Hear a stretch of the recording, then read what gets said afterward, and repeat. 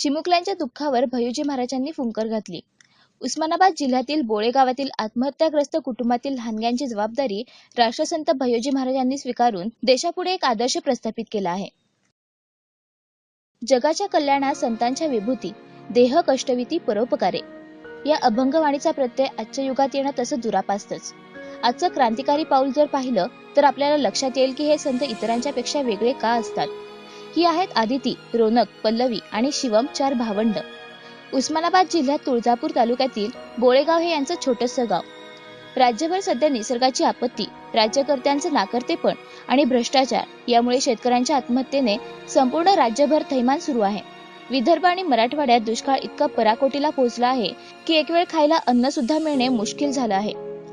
दिवसेंदिवस होत असलेली नापीक जमीन, उपासमार आणि समोर अक्राळ विक्राळ राक्षसाप्रमाणे आव असून उभा असलेला भीषण दुष्काळ या सर्वांपुढे काहीही उपाय न दिसल्यामुळे 29 जानेवारी 2016 रोजी या मुलांच्या जन्मदात्या आईने स्वतःला पेटवून घेऊन आणि 15 जानेवारी 2016 रोजी पित्याने विष प्राशन करून या जगाचा निरोप घेतला. दोघांच्या अशा या जाण्याने हे कोवळे जीव मात्र या जगात अनाथ झाले. काका पुतण्या वॉचमनचे काम करून गुजराण करतात. त्यांना स्वतःची 3 मुले आहेत. त्यामुळे त्यांची परिस्थिती बेताचीच. ही सगळी स्थिती लक्षात घेऊन गावच्या पुढारी मंडळींनी सोशल मीडियाचा वापर करून या निरागस जीवांची करुण कहाणी जगासमोर आणली.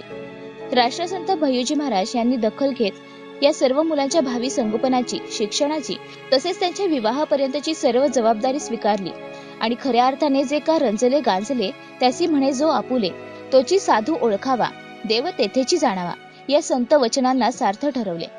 या निमित्त घेण्यात आलेल्या पत्रकार परिषदेत त्यांनी आपली भूमिका मांडली. इन बच्चों को पिछले 8 दिन से कोई व्यक्ति स्वीकारने को तैयार नहीं था. आज माता पिता नहीं है. आखिरी में ये भी तो हमारे भारतवर्ष के भविष्य हैं. इनका फिर भविष्य क्या है? जब हम करोड़ों अरबों रुपए ग्रामीण क्षेत्र के लिए खर्चा करते हैं और ग्रामीण स्तर पर खर्चा करते हैं तो ग्रामीण परिवेश की सही परिस्थिति क्या है और मराठवाड़े की सही परिस्थिति क्या है या किसानों की आज सही परिस्थिति क्या है, ये इन बच्चों के सामने दिखाई देती है. मुझे इनके माध्यम से कोई प्रसिद्धि या फिर किसी स्थिति की चाह नहीं है, पर मेरा मात्र इतना मानना है कि समाज को अब सोच बदलने की जरूरत है. सच्चा राष्ट्रवाद इसे बोलते हैं कि हम इन भविष्य को संवार सके ताकि हम एक सशक्त राष्ट्रवाद निर्माण कर सके. मेरी सबसे यही विनती है कि जो आज मराठवाड़ा में हो रहा है उसके लिए अभी इन्हीं के साथ में हम 2000 से अधिक परिवार को हम वर्ष भर का धान्य भर के दे रहे हैं ताकि मराठवाड़ा में उत्तरा और पूर्वा नक्षत्र पड़ते हैं. काफ़ी समय बाद बारिश होती है तो उस समय तक उनके पास में अन्न धान्य की व्यवस्था रह सके. वस्त्र दे रहे हैं. वस्त्रों के साथ में साइकिल्स का कार्य है. अगर सूची देखेंगे तो वो काफ़ी लंबी है. सामाजिक कार्य भी काफ़ी लंबे हैं, परंतु वो सामाजिक कार्य बताने से अधिक आवश्यकता है कि इन बच्चों को पिता के रूप में और एक भाई के रूप में एक संपूर्ण आप लोगों के को साक्षी मानकर और संपूर्ण देश को साक्षी मानकर मैं स्वीकारता हूं. और इन्हें हमारे जो सांगोला के आश्रम स्कूल है उसमें पूरा रहने की व्यवस्था से लेकर लाइफ टाइम एडॉप्शन है. अगर ये बच्चा इंजीनियरिंग करना चाहे, अगर ये बच्चे मेडिकल करना चाहेंगे, यहाँ तक कि इनके विवाह तक की जवाबदारी जो एक पिता का कर्तव्य रहता है उसको निर्वहन करने के लिए हम स्वीकारते हैं.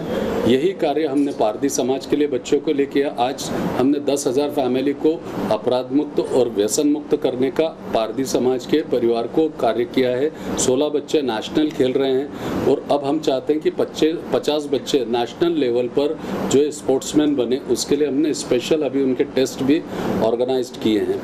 तो इस तरीके के कार्य हैं.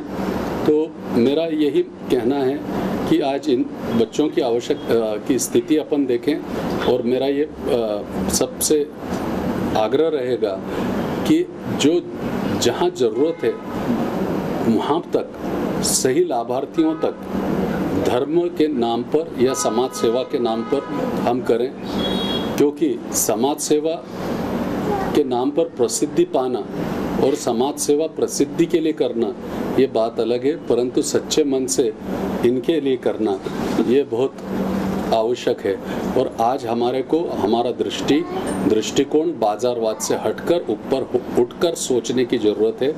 और जहाँ पर 8 दिन से इन्हें कोई स्वीकार नहीं रहा हो, ऐसे समय पर समाज की क्या परिस्थिति है ये आज बताने की अब आवश्यकता मैं नहीं समझता कि और अधिक है। इसके पूर्व में अरनाला जो उस्मानाबाद का एक आंबी गांव है, उस आंबी गांव में भी इसी तरीके की घटना हुई। वहाँ पर 3 बच्चे और एक पिता थे। 8 दिन से बच्चों को खाने को कुछ नहीं था। पिता किसी तरीके से 8 दिन के बाद 8 दिन में अपने बच्चों के लिए कुछ ज्वार का आटा लेके आया। ज्वार का आटा लेके आने के बाद में 4 रोटियां बनी। 4 रोटियां में से 2 रोटियां 3 बच्चों को दे दी गई, 2 पिता को दे दी गई। बच्चों की भूख ज़्यादा बढ़ गई। उनकी अवस्था देखकर माता, उनकी जो माता है उनसे सहन नहीं हुआ, उनसे वो दुख सहन नहीं हुआ और उन्होंने रॉकेल से जो है अपने आप को आग लगाई थी। ये सब आप अरनाला के आंबी गांव तक की मैं ओरिजिनल स्थिति बता रहा हूँ। एक स्थिति तुलजापुर में एक जो है एक बच्चा 5वीं में था, उसका पिता उसको ड्रेस नहीं दे पाया स्कूल की, इसलिए उसके पिता ने जो है आत्महत्या की, क्योंकि उसने दिन रात मेहनत करके 1000 रुपये इकट्ठा किया था। वो 1000 रुपया जो है वो माता के स्वास्थ्य पे खर्चा हो गया और वो नहीं दे पाया।